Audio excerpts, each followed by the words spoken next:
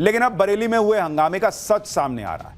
Police ने जो FIR दर्ज की है उससे बड़ी साजिश का खुलासा हो रहा है, जिसके मुताबिक बरेली में हुए हंगामे में तौकीर रजा आरोपी नंबर 1 है। प्लान बनाकर साजिश के तहत हिंसा हुई थी, यह एफआईआर में लिखा है।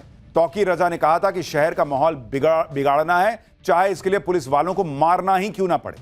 मुसलमानों को अपनी ताकत दिखानी है। इस प्रदर्शन में अपराधियों को भी बुलाया गया था।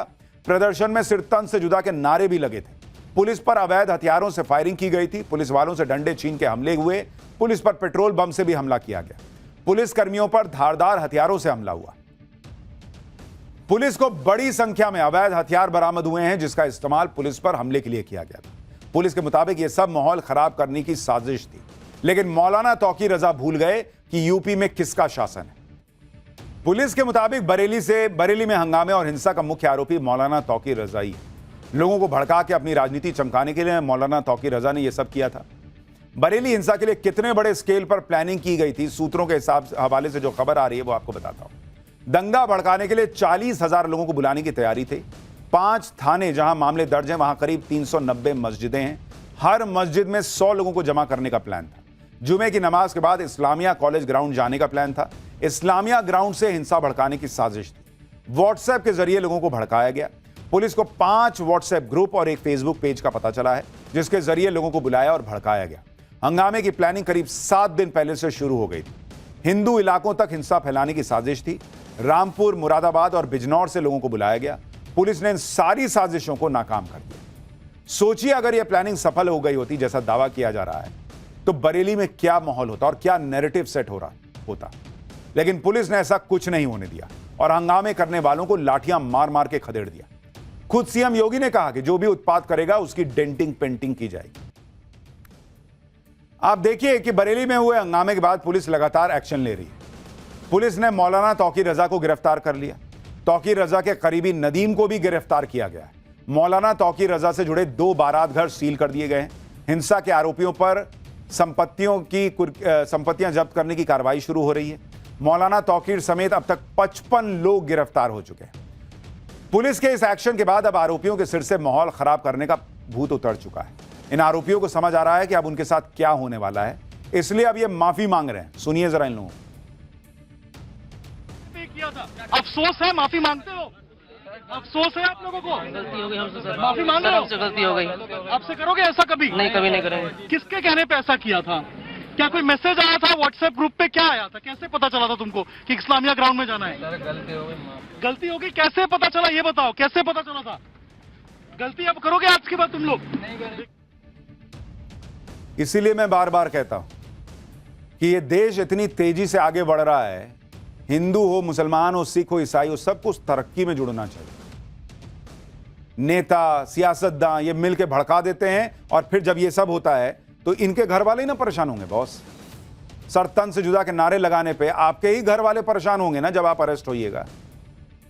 पुलिस के मुताबिक बरेली में जो हंगामा हुआ, हिंसा हुई, उसके लिए मौलाना तौकीर रजा जिम्मेदार है और तौकीर रजा के कहने पर उसके सहयोगी ने प्लान बनाया। बरेली हिंसा के मास्टरमाइंड के बारे में बताता हूं। सूत्रों के मुताबिक मौलाना तौकीर के करीबी डॉक्टर नफीस और नदीम खान ने साजिश रची। डॉक्टर नफीस को तौकीर का राइट हैंड कहा जाता है। वहीं नदीम तौकीर के संगठन आईएमसी का जिला अध्यक्ष रहा है। नदीम ने नमाज के वक्त लोगों को व्हाट्सएप कॉल किया था, लोगों से हथियार लाने को कहा था जिससे हमला किया जा सके। मौलाना तौकीर और नदीम दोनों गिरफ्तार हो चुके हैं और नफीस के खिलाफ प्रशासन का एक्शन हो रहा है। देखिए रिपोर्ट। रजा के तमाम जो सहयोगी हैं, उनके जो ठिकाने हैं, उसके ऊपर भी कार्रवाई होती हुई नजर आ रही है। नफीस जिसका ऑफिस हुआ करता था बरेली के मेन चौराहे के पास, उसके ऊपर भी अब जो सीलिंग की कार्रवाई है वो शुरू हो गई है। उसके ऑफिस के नीचे जो तमाम दुकानें थी, इनको भी देखिए अब यहाँ पर सील किया जा रहा है। क्या बताया गया कि ये सील करेंगे?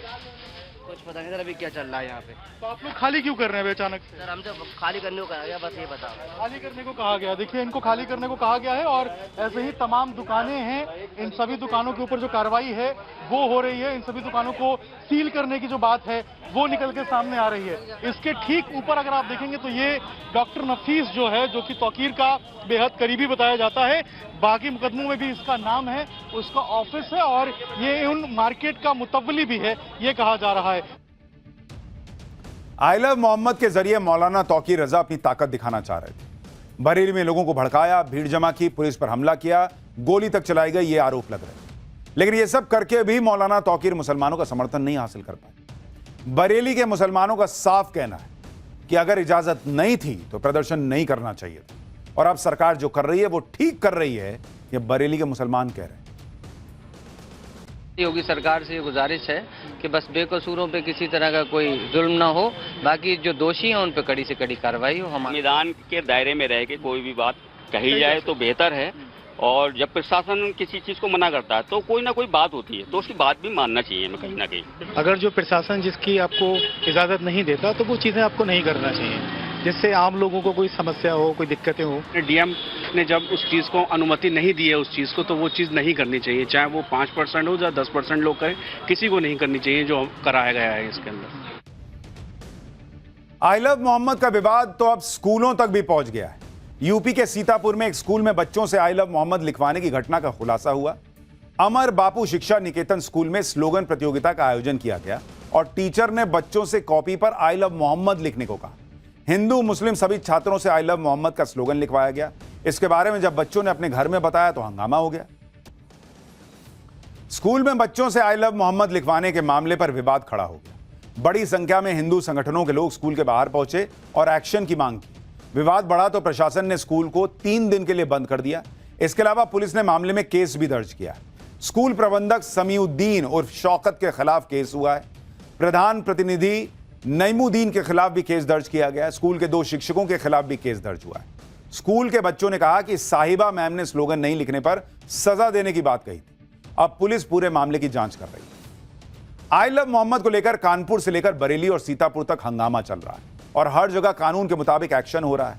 आरोपियों का ट्रीटमेंट चल रहा है। जिस आई लव मोहम्मद के पोस्टर को विवाद का मुद्दा बनाया जा रहा था, अब उसका जवाब आई लव योगी के पोस्टर से दिया जा रहा है। यूपी के कई शहरों में आई लव योगी के पोस्टर लगाए गए। इनमें यूपी पुलिस के लिए भी बधाई लिखी हुई है। जिस तरह से बरेली में साजिश को नाकाम किया गया, उसके बाद ये पोस्टर लगे। आप देखिए कि लखनऊ, वाराणसी और आगरा में आई लव योगी के पोस्टर लगे हैं। इसके जरिए मैसेज देने की कोशिश हो रही है कि यूपी में हंगामा और उत्पात नहीं चलेगा। सीएम योगी खुद कह रहे हैं कि यूपी में उत्पात करना नरक के रास्ते पर चलने जैसा है। सुनिए एक बार।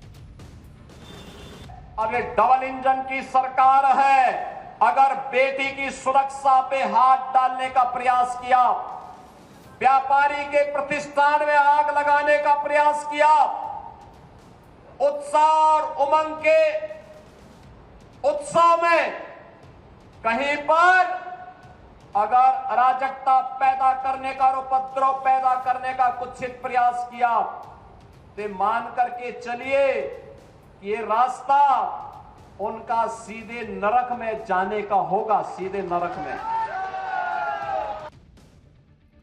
यानी योगी राज में उपद्रवियों का ऐसा इलाज हो रहा है जो उन्होंने भी सोचा ना होगा। For more of such videos, do like, share and subscribe to ET Now Swadesh.